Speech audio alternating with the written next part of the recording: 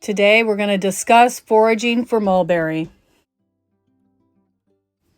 Rebel Canners teaching all kinds of food preservation, especially the old ways. And boy, do we need more of that in our lives these days.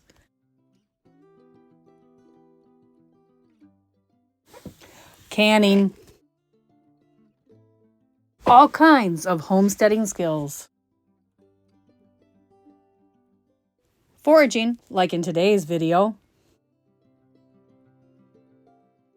And more gardening videos.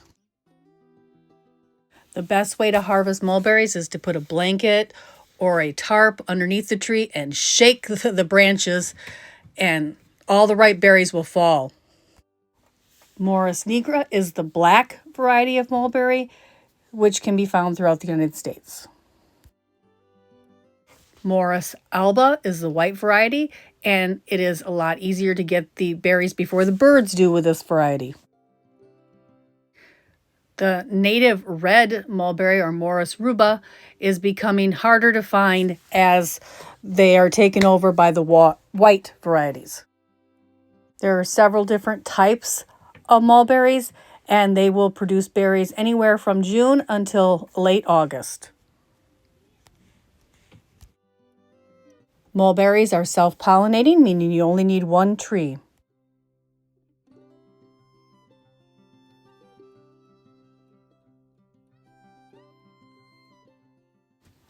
A mature tree can produce up to 600 pounds of fruit in a year.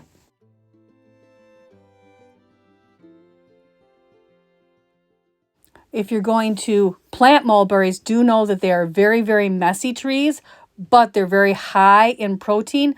And I have planted two, one on each side of my chicken run, because the chickens absolutely love the high protein berries, and it helps them produce more eggs.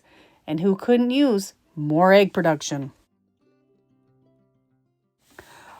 Mulberries are delicious in many ways.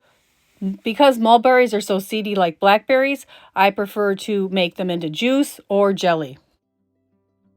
You can make jam out of mulberries. You can enjoy mulberries baked into pies. They're an especially good favorite. You can substitute mulberries in any recipe calling for blackberries. They can be added to baked goods just like any other fruit or berry. Be sure to check out our recipe files on both the Facebook group and the YouTube channel. Don't forget to like, subscribe, and especially hit that notification bell for see all so you don't miss another episode.